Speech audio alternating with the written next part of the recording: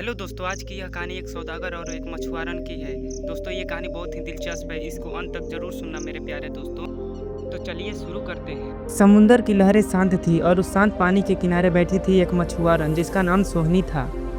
उसके पैरों में एक पायल थी, वो पायल उसकी माँ की दी हुई आखिरी निशानी थी। तभी एक लहर आई और उसकी पायल पानी के अंदर चली गई। सोहनी के चेहरे पर जैसे सब कुछ खत्म हो गया हो। वो घुटनों के बल बैठकर रो रही थी। माँ, मैंने वचन दिया था तुम्हारे पायल को मैं संभाल कर रखूंगी, मगर मैंने खो दी माँ।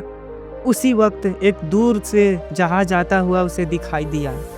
उस जहाज पर था सौदागर मणिक, जो अपने माल धन को समुद्र के रास्ते देश विदेश में बेचा करता था।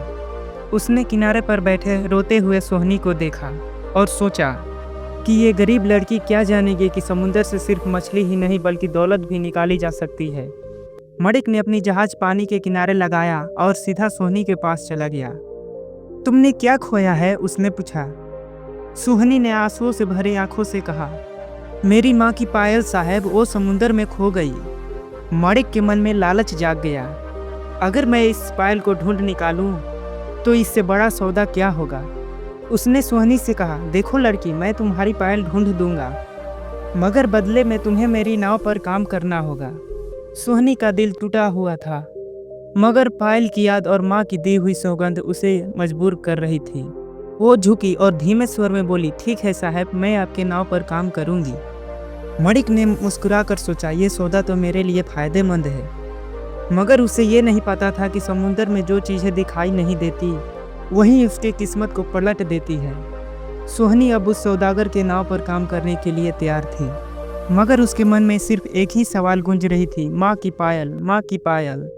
उधर मणिक अपने योजना में मगन था। वो समझता था कि समुद्र उसके नाव के नीचे झुकता है, लेकिन उसे नहीं पता था कि कभी कभी समुद्र उन लोगों के लिए दरवाजे खोलता है जिनका दिल सच्चा हो। और उस दिन समुद्र ने सिर्फ एक लहरें नहीं भेजी थी, एक कहानी भी लेकर आया था जो मणिक और सोहनी की जिंदगी को बदलने वाली थी। समुद्र की लहरें बदल चुकी थी। अब सोहनी सौदागर के नाव पर काम करने लगी थी। उसकी आंखें हर सुबह उस पायल को ढूंढती जो समुद्र में खो गई थी। दिन बीतते जा रहे थे। मणिक ने कुछ गोताखोरों को समुद्र में पायल खोजने के लिए बुलाया। समुद्र का चापा चापा छान मारा, लेकिन पायल कहीं नहीं मिली। और मणिक अब चिढ़ चुका था, एक पायल के लिए मैं इतना मेहनत क्यों कर रहा हूँ। लेकिन वो जानता नहीं था कि यह पायल किसी साधारण गहने के लिए नहीं थी।